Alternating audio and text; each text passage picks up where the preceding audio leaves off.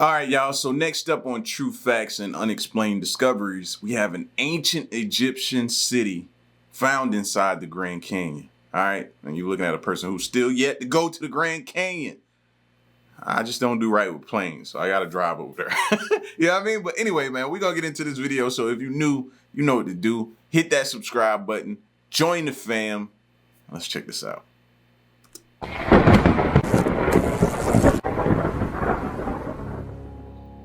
A number of people who frequent our work have requested a more detailed video regarding one of the mysteries we so often focus upon here on the channel. There are many sites that we feel are deserving of in-depth focus. Our mission has always been to enlighten those who may not have been aware of the many different, compelling, and often controversial realities surrounding countless ancient ruins that throughout their lives have been explained away with a lie. Undoubtedly, the most well-known, most commonly explored, and thus the ruin most suited for our viewers' acquirement of a knowledge armory is Giza. Indeed, there are many people you will meet throughout your life that will have delved into the mysteries of Egypt. However, this experience, unbeknownst to them, may have been fraught with a limited, illogical, academic account regarding the history of Giza's plateau. This video, then, is our gift to our viewer, to prove to all those who act like they know it all how little they actually do. The characteristics of the casing stones are undoubtedly one of our own most noted achievements. We feel little, if any, notice has been given to the facts we have realized regarding these stones, yet the evidence we have found will remain clear for all to see. These casing stones, although of an enormous size, and as such were left by a lost civilization, are far younger than the sandstone in which they encase. Most of these casing stones, unfortunately robbed out during invasions within the last few centuries, are protecting stones which are actually far more eroded and thus far older beneath. However, additionally, we began to wonder just how old could the Great Pyramids be? Could these eroding I think they're older than we actually think, like significantly older. Sandstones actually be concealing a far larger, far older structure beneath? Also discovered here on our channel, the supporting evidence to this hypothesis, most notably along the east side of Khufu and in numerous other places where the smaller sandstones have been robbed out, is, as we suspected, a far larger exoskeleton. We strongly believe these enormous megalithic blocks that we have previously estimated to be many hundreds of tons in weight are actually the original oldest blocks of the pyramids.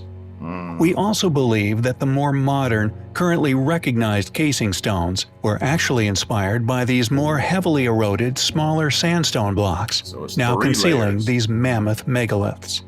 This makes the layers we believe that adorn the Great Pyramid numbers 3, with the 2 more modern layers being conservation efforts.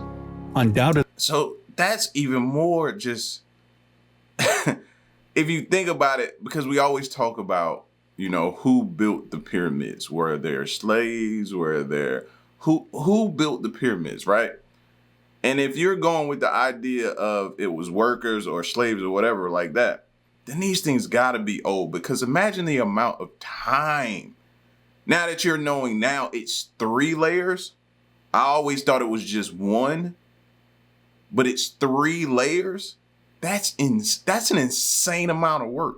How many people do you think it would take to do all of that and then triple up on it? You know what I'm saying? Like, that's a lot. with the 2 more modern layers being conservation efforts, undoubtedly undertaken at vastly different times within history. Just how old is the Great Pyramid? Just how impressive was ancient Egypt? Impressive. For example, Very. the oldest surviving obelisk at Heliopolis, and therefore in Egypt, was undeniably cut, transported, and lifted into position at an unknown time in history, using now lost technology and knowledge. It is a stone 20 meters in height, weighing an astonishing 121 tons. And this enormous, unexplainable, impossible monolith is not the only one left upon the plateau. There are many more dotted all over Giza.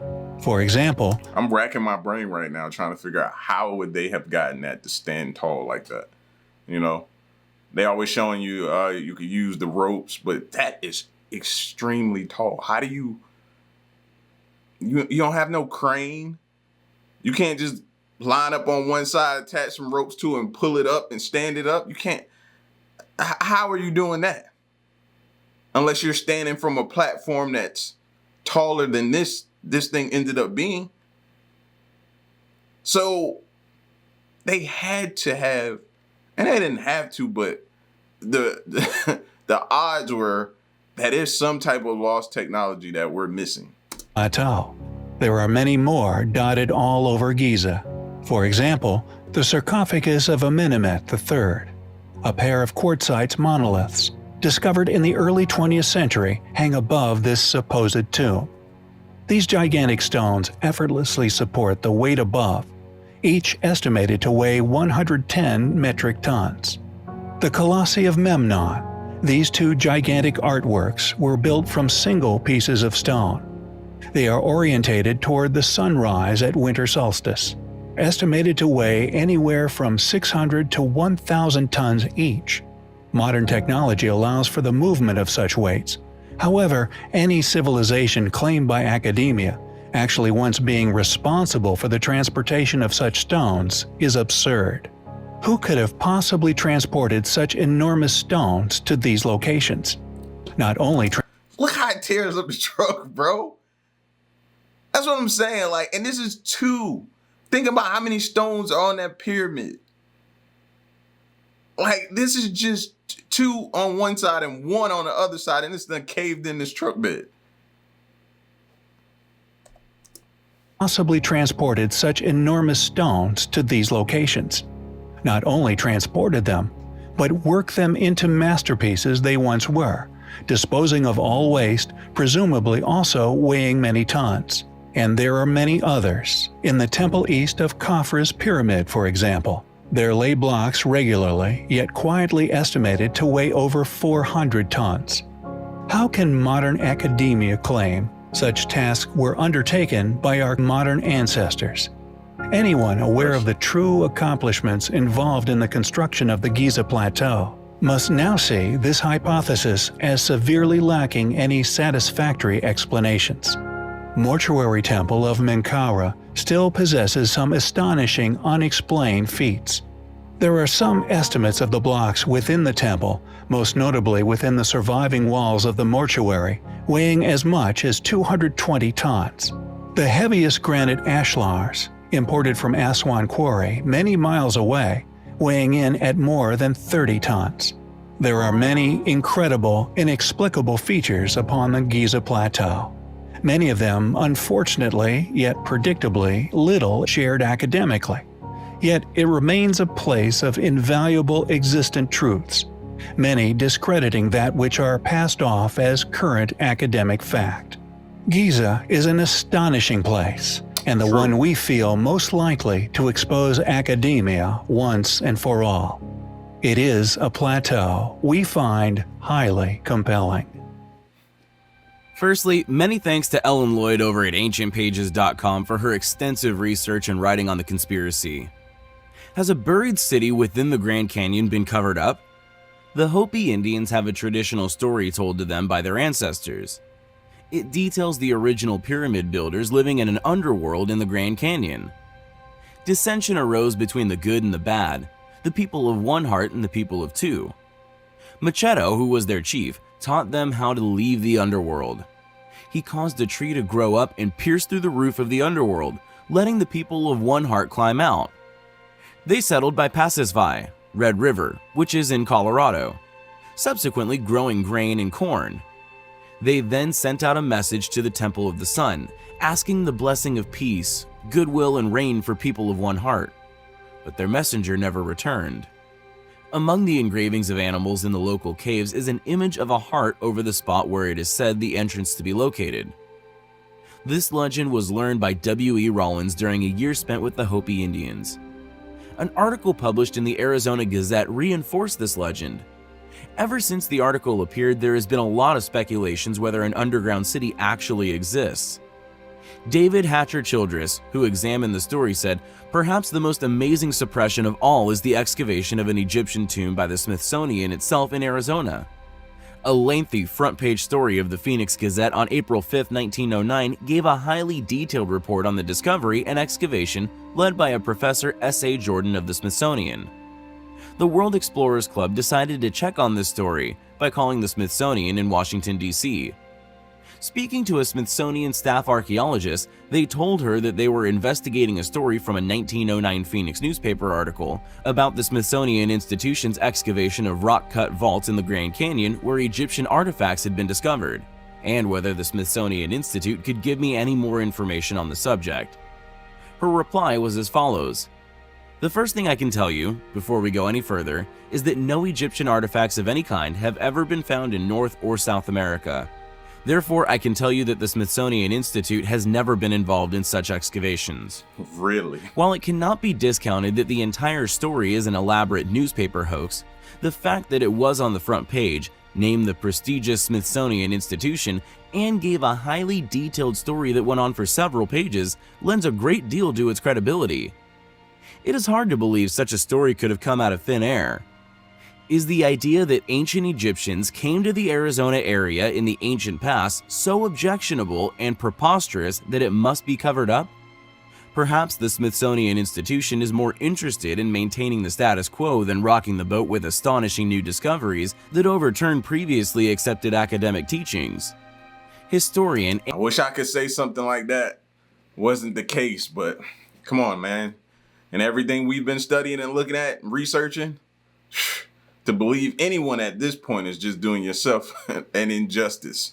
Seriously, no thank you. I'm not saying that.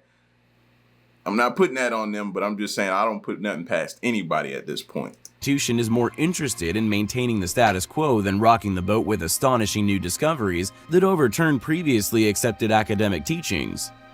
Historian and linguist Carl Hart, editor of World Explorer, then obtained a hiker's map of the Grand Canyon from a bookstore in Chicago.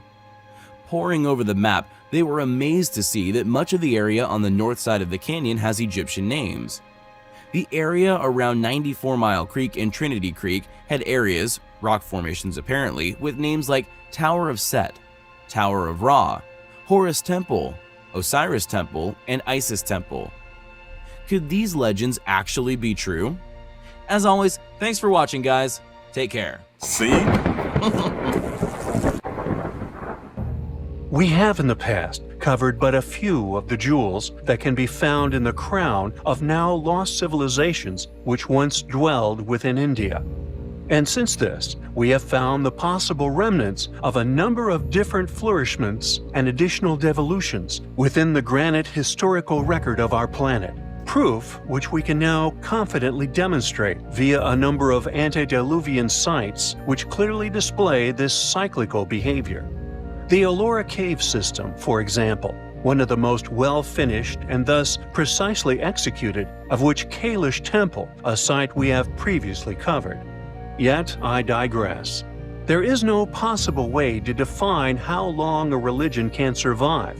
As such, the fact that at least 3 different religious influences can be found upon these miraculous, enormous ancient ruins, once hewn directly from the bedrock of Earth, is proof enough of extraordinary antiquity. Along with these 3 different religious ages, our previous research among Ellora's Cave have ourselves found separate tool marks we feel logically left by a mere 2 separate civilizations, one of the famous cup and spoon mark era, claimed across northern Europe as Neolithic, while the other found upon Kalish and many others throughout India, indicative of yet another world-faring, yet far more globally powerful and capable, now lost civilization. According to modern paradigm, quote, the rock-cut activity at Ellora Cave, 3 phases from the 6th century to the 12th century. The earliest caves, 1 through 12, discovered between the 5th and 8th centuries, reflect the Mahayana philosophy of Buddhism then prevalent in this region. But still, do you see the elephants carved in the rock? Look over here. You see that? That's what I'm saying. Like, when did they have time or multiple people or it's just so much, man. So much. God, I can't wait till we get our hands on that tool or whatever they use. You know what I mean? Like it's evident, man. Elephants carved in the rock or the stone. That ain't just ordinary. That ain't something where you can just gather a bunch of people and say, come here. All right, this is what I want. This is what I want y'all to build. And y'all got 3 months to do it. Get it done in. By hand? Nearly impossible. You might as well go ahead and get rid of me now. I ain't gonna make it. The earliest caves, 1 through 12, discovered between the 5th and 8th centuries, reflect the Mahayana philosophy of Buddhism then prevalent in this region. The Brahmanical group of caves, 13 through 29, including the renowned Kailash, Cave 16, was excavated between the 7th and 10th centuries. The last phase, caves 30 through 34, reflecting the Jaina philosophy." End quote. Look at that. However, what we do know for a fact, and quite contradictory to the aforementioned mainstream theory, is that this series of 34 caves were all indeed planned and constructed within the abilities available at the era of each of their constructions. Some indeed more modern and thusly planned and executed to a more primitive ability. But this whole area right here that they created is just like a huge museum to me. Look at it. Kailash and many others along the network are and were incredibly, seemingly impossibly well executed, with unbelievable artistic and complex vision, created with technologies to cut rock of unbelievable and now lost and forgotten technologies, and thus abilities. It is popularly accepted belief systems attached to the sites are of a modern age. However, even this cannot be confirmed. Furthermore, we know that to create such a site would, in the modern age, take unimaginable effort and technologies, taking many, many years. Ergo, no matter what the mainstream explanation may be, or indeed the mounting areas of research and the enigmas we continue to stumble upon, adding to our list of areas of interest, all remain a growing and as yet unsolved mystery which we find highly compelling. Peru undoubtedly has one of the most compelling collection of ancient ruins that can be found anywhere on Earth. A vast collection of astonishingly well-preserved, incredibly ingenious, complex designed ancient settlements, infrastructure, irrigation, agricultural designs, with countless others, often incorporated or accomplished through the creation of precisely executed, purpose-built structures, with incredible features to accomplish built-in functions of astonishing ancient contraptions. Contraptions modern man has not only learned about through the building of these sites, but thanks to the brilliant condition of much of ancient Peru, the work of the as-forementioned polygonal civilization, one of 4 lost civilizations, which we have personally identified here on the channel in prior videos. Feats of engineering which enabled us to use identified methods and signature stonework to ultimately verify the work of separate civilizations, which due to modern belief systems and the profit and control this provides to those who profit from said societal infrastructures, is actively hidden by a mainstream academia's morally destitute funding structure. Yet, regardless, these sites eventually deciphered and understood by modern studies. Moray, for example, is an ancient ruin that displays the levels of advanced knowledge that the builders once possessed. These step-like designs are also found at Ollantaytambo among others, although appearing as the steps of giants, were in reality used to acclimatize different plant species, often types of crops, herbs, and food producers to a different altitude to where they were native, allowing this ancient civilization to take food-producing plant types high into the mountains. These extraordinary ancient builds, studied by countless talented individuals for many years, have now been decoded and understood in depth, in particular the infrastructure, and the fact that it is unquestionably far too advanced to be publicly claimed as the work of the Incans. Thus, this has culminated in the academic world being forced to not only admit this, but do so in such a way that anyone who continues to press the issue soon realizes it is not only a confession in regards to their awareness of past, now lost, once highly advanced ancient civilizations, but is a broad categorization of said ruins as pre-Incan. And just like the incredible network of water channels previously covered, which connect many ancient settlements which allowed water to be pumped from places of abundance to places of drought, providing precious water supplies to countless ancient sites. The Yoktails are yet another collection of incredible ancient structures which you are unlikely to hear about in mainstream historical studies. Yoktails came in many shapes and sizes. These incredible builds were once enormous. Before they tell us what they think it is, what do y'all think these were used for? If he hadn't said it already and I missed it. Like, even the one before it, like, what would this be utilized for? Now, you could easily say, okay, maybe what, a temple? It's just different. Came in many shapes and sizes.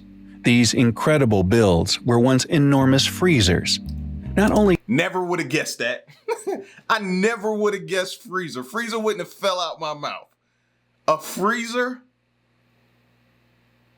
Wow. I did not see that coming. These incredible builds were once enormous freezers. Not only used to create ice in cooler climates, but to store it during the hotter times of the year. These miraculous inventions, from spiral designs, wind tower designs, and ingenious vent placement designs, all assured cool air would continuously flow into vast underground portions of the structures. This either created ice or allowed ice to be stored and kept in a frozen state for an impressively long time.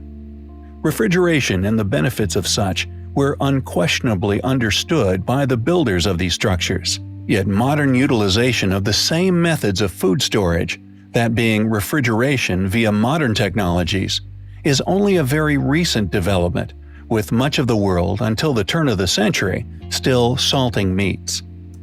I had no idea they had freezers back then. I'll be honest with you, bro. I didn't even think about them having freezers back then. Like, are you like, this is a freezer. I still can't wrap my head around it. The question then is, how did this ancient civilization know about the benefits of cool storage? How did they understand how to build these structures? Where did such ideas and ultimate utilizations originate from? Was this knowledge possessed by an even older lost civilization? One in which the members responsible for the Yoktails were once members of? Yoktails, ancient refrigerators, are undoubtedly an incredible aspect of Peru's ancient relics. Relics which we find highly compelling.